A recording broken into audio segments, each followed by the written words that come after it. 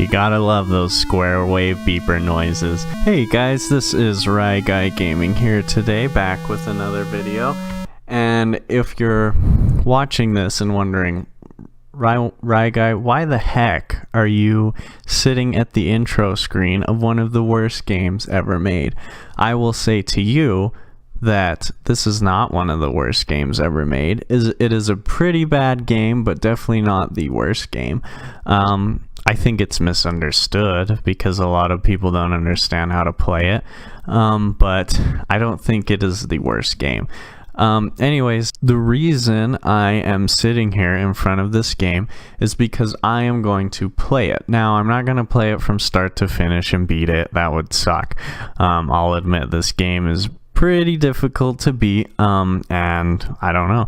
So here's the thing though, I do want to analyze it with you guys. I've tried to make this video twice and they each ended up being like a half-hour long, which is something I don't want to do.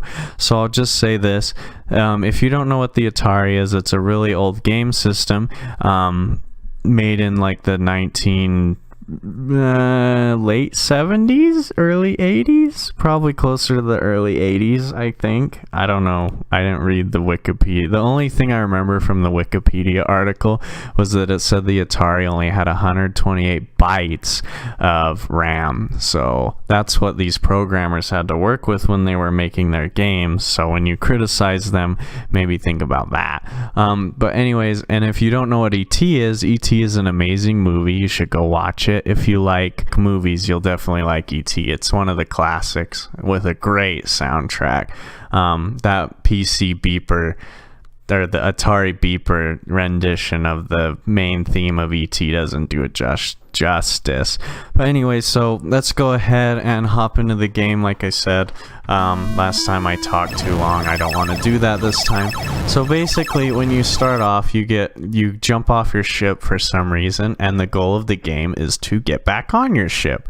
I don't know why you get off it in the first place, but if you've ever seen the movie, E.T. actually gets left behind on accident. So I guess you kind of just have to fill in that gap for those who've seen the movie. But anyways, this is how it works. You move E.T. around. You can hold down the action button. On the computer, it's space bar, but on the Atari, it's the big red button to sprint. It looks like I've already been captured by a scientist. So we'll go into that kind of sucks, actually, because I didn't want to do that yet. So I'm going to restart it. So basically, your whole goal is to find a telephone so that you can call your alien buddies and get back home. And you have to find parts of the telephone in these holes. Now, as far as I can tell, there's no way to tell which holes actually have parts of the phone in them. And these little blips, I think, are score multipliers, but I can't tell. It just puts a number next to your score. If I was to go get another one, this little line here would become a 2. So I think that means it's a score multiplier, but I'm not sure. Your score acts as a timer. It counts down a little bit quicker in the 10 spot than a second. That might just be because of the emulation. Maybe it was slower on the Atari and actually closer to a second. I'm not sure how I feel about the scoring system. It serves its purpose, but it's not perfect.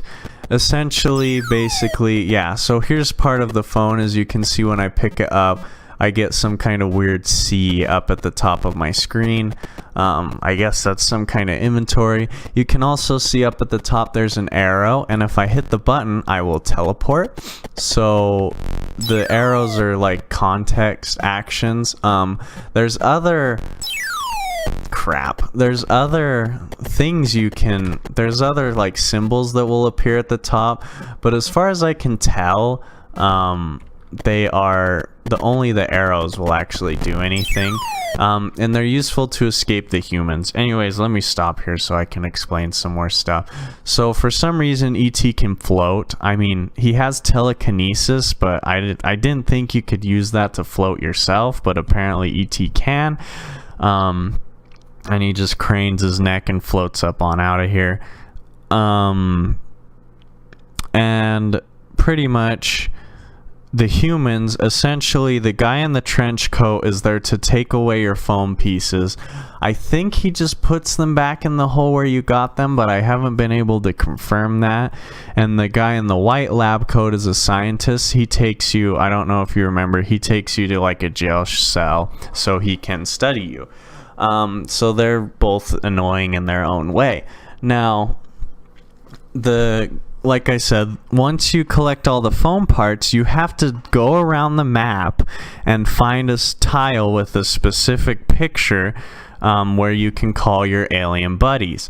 And once you call your alien buddies, well, first of all, there can't be any humans on the screen for you to do this. But once you call your alien buddies, a timer starts. And you have until the timer counts down to get back to the grassy clearing where they dropped you off. And again, there can't be any humans on screen in the grassy clearing, which is really unfortunate. So I don't know what they were thinking as far as that goes, because that's kind of a stupid limitation crap. And so why am I here? Why am I telling you guys all this? Why am I going over the mechanics of this game that no one should ever play?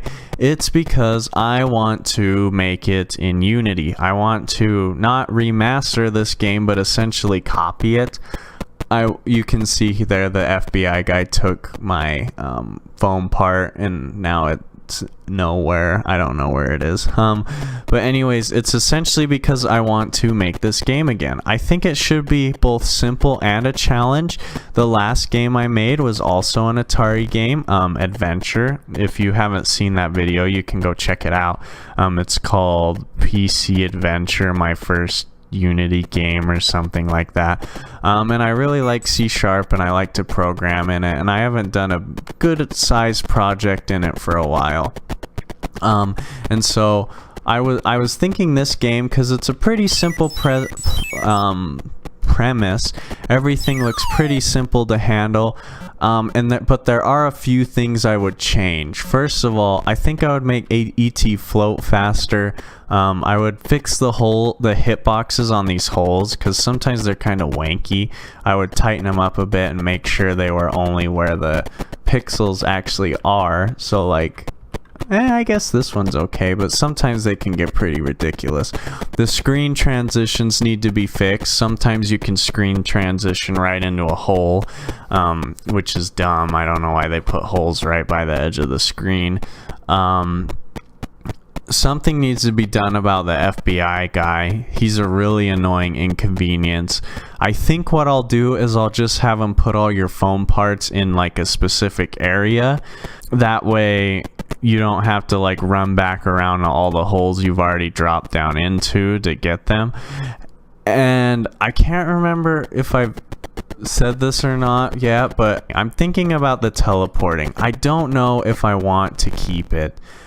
It's kind of weird, and I don't know if it should be in there. Like, if the arrow pops up, you push the button and you teleport, but most of the time you just end up teleporting into a hole. Yeah, and so, like I said, the scoring system, I think when you pick up those little blips and you get a number here, that's a score multiplier. In my version it will be, so this will instead start out as a 2, so you'll get 2 times whatever your final score is. And I need to show you what happens when you run out of score, because I don't know what to do about this, because I like the way the score works. It gives you a kind of a something to run against, but at the same time it's really dumb. I don't like it. So I like it and I don't like it. I like it because it's a pausable clock, so it's only running when you move, but at the same time it's just kind of annoying, because I've never liked time games. That might just be because of when I grew up. That scientist should not have touched me. I don't know where he just went. But anyways, I'm trying to get it to run down, if you can't tell. So yeah, basically, one thing real quick though before I keep going with this, this series or this next video, whatever, me making this game, I don't know if it will be a narrated time lapse or if there'll be like installments of me working on it. I don't know what I'll do yet, but it will not be a tutorial. I can promise you that right now. I don't know enough about Unity, and I don't want to have to deal with people wanting to make their own games and coming to me like, how do I do this? The answer is I don't know. I've made one game in Unity. I've started a couple others and they're all kind of crap. Okay, so when you run out of score, you die, and this kid with the Asian ponytail comes and revives you. I think it's the kid from the movie, but you don't know with these kind of graphics. And if you die enough times, you actually die, like you lose the game. So I like there being a fail state. I think I would reset the timer to higher after you get respawned, because once you die once, you just start dying all the time, and it's really annoying. So I think I would reset the timer so that it was higher each time you died. I haven't counted, but I think you can die 5 times before it kicks you back out to the main menu and you have to start all the way over. And really, it's not a big deal. The thing that adds to the replayability of this game is that it is randomized. So the screens are the same. Like, this screen will always look like this, and this screen will always look like this, but their position in relation to each other is randomized. Also, the foam parts positions are randomized, so that will be tricky for me. I've never done a random game before because, like I said, I've only made one and it wasn't random, so that'll be interesting. But, like, for example, I don't know how to make E.T.'s sprite turn when he walks this way. I would have to look that up. So I'm definitely in no shape to be doing game making tutorials, and I am not, even though I'm going to school for programming, it's not to become a game designer. So I'll probably never be in a position where I will be making game design tutorials.